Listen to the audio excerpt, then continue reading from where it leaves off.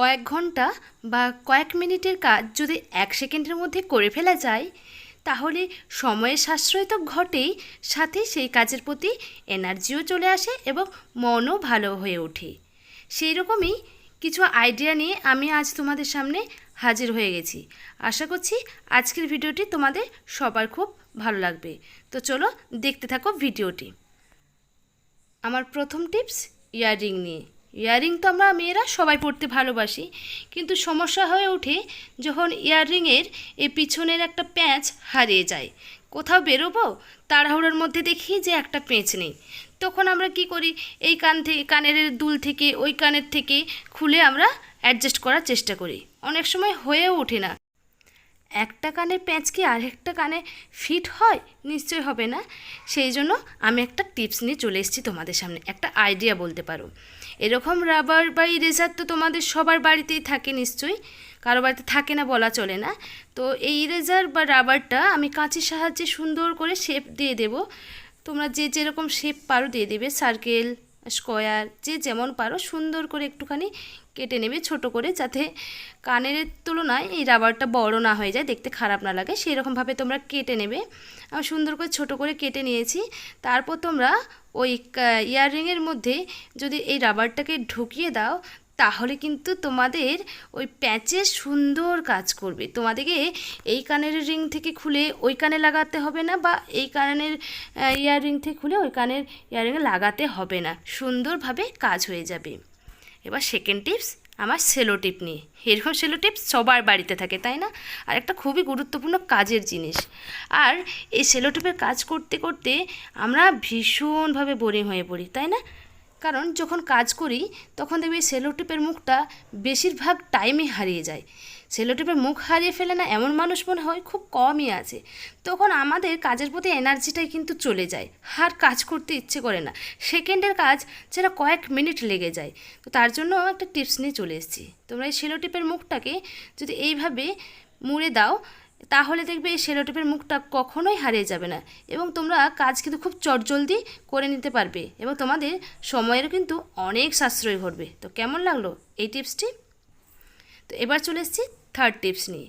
দেখো, আমাদের বাচ্চাদের পেন্সিল লিখতে লিখতে এরকম অনেক ছোট হয়ে যায়, তাই না? তখন আমরা এই ছোট পেন্সিলগুলোকে বেশিরভাগ টাইমেই ফেলে দিই, কিন্তু এর ফলে তো টাকার অপচয় ঘটছে, তাই না? ফেলে দেওয়া তো উচিত নয়। যতক্ষণ না পুরোটা শেষ হচ্ছে, আমরা বাঙালি, তাই না? পুরোটা শেষ করেই ছাড়বো। লিখতে একটু অসুবিধা হয়, কিন্তু তা কি হয়েছে, আমি তো আছি, তাই না?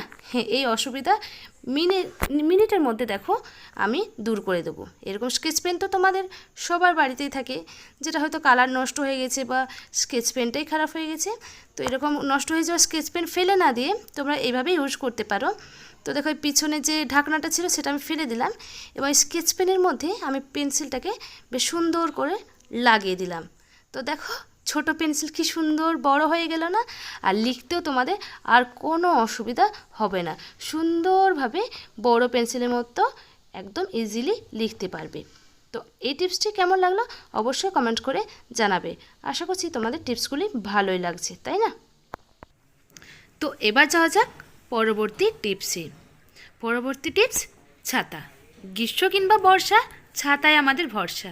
কথায় আছে না, গ্রীষ্মকালে রোদের সময়তেও ছাতা লাগে, আর বর্ষাকালে বৃষ্টির সময় তো অবশ্যই ছাতা লাগে।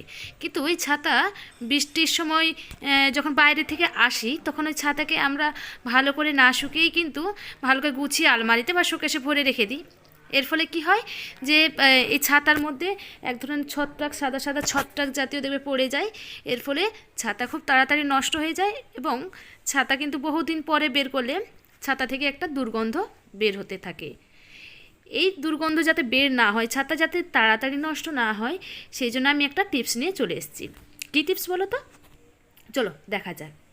এরকম তোমাদের বাড়িতে সবার টেলকম পাউডার তো থাকেই, বেবি পাউডার হোক, যে কোনো পাউডার থাকেই সবার বাড়িতে।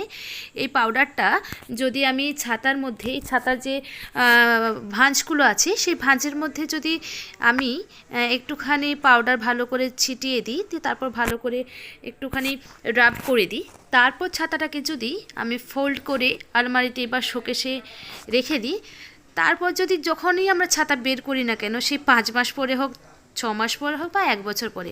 ছাতা কিন্তু নষ্ট হবে না, ছাতার মধ্যে ছত্রাক পড়বে না, আর ছাতা থেকে যে দুর্গন্ধ বের হয় সেটাও কিন্তু বের হবে না। তাহলে কেমন লাগলো আমার এই টিপসটি অবশ্যই কমেন্ট করে জানাবে। পরবর্তী টিপসে আমি নিয়ে চলে এসেছি এরকম একটা পারফিউম নিয়ে। পারফিউমও সবার বাড়িতেই থাকে, পারফিউম ছাড়া ছেলে মেয়ে কেউই চলতে পারে না।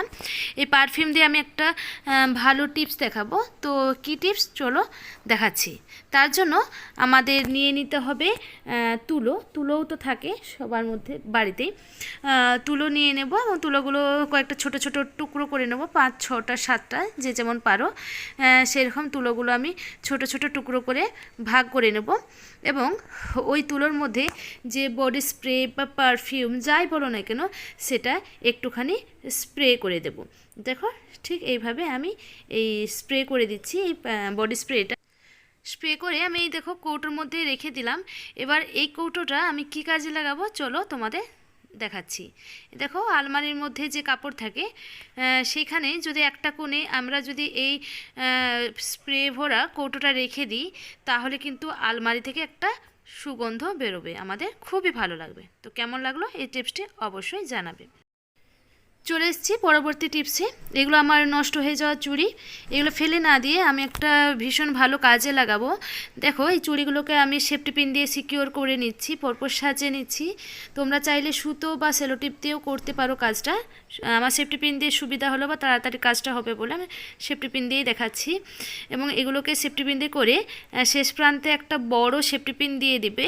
তারপরে এটাকে দরজার পিছনে বা যে কোনো জায়গায় যেখানে ঝুলানো যাবে সেরকম জায়গায় তোমরা ঝুলিয়ে নেবে এবং সেটাতে ঝুলিয়ে বিভিন্ন ধরনের ক্লিপ, ক্লেচার, টিপা ক্লিপ, তারপরে হেয়ার ব্যান্ড সব ধরনের জিনিস দেখো আমি সাজিয়ে রেখেছি। তোমরা এইভাবে সাজিয়ে রাখবে, দেখতেও কিন্তু সুন্দর লাগবে, চুড়িগুলো কিন্তু নষ্ট হবে না। আর একটা কাজে লাগানো যেতে পারে এই চুড়িগুলোকে। দেখো আমি সুতোর সাহায্যে আলমারির মধ্যে এইভাবে চুড়িগুলোকে যদি রেখে দাও এবং ওই চুড়িগুলোর মধ্যে ছোট ছোট রুমাল, সক্স সব কিছু তুমি ছোট ছোট জিনিস রাখতে পারো। তো এই ছিল আমার টিপস। আজকের টিপসগুলি তোমাদের কেমন লাগলো অবশ্যই কমেন্ট করে জানাবে। ভালো লাগলে অবশ্যই একটা লাইক, কমেন্ট, শেয়ার করে দেবে। আর যারা আমার চ্যানেলে নতুন তারা অবশ্যই চ্যানেলটিকে সাবস্ক্রাইব করে দেবে, আমার পাশে থাকবে। আমিও তাহলে নিত্য নতুন এই ধরনের ভিডিও তোমাদের উপহার দিতে পারবো। তো দেখা হবে একটা নতুন ভিডিও নিয়ে। তোমরা ভালো থাকবে, সুস্থ থাকবে আর নিজেদের খেয়াল রাখবে। Tata, bye bye.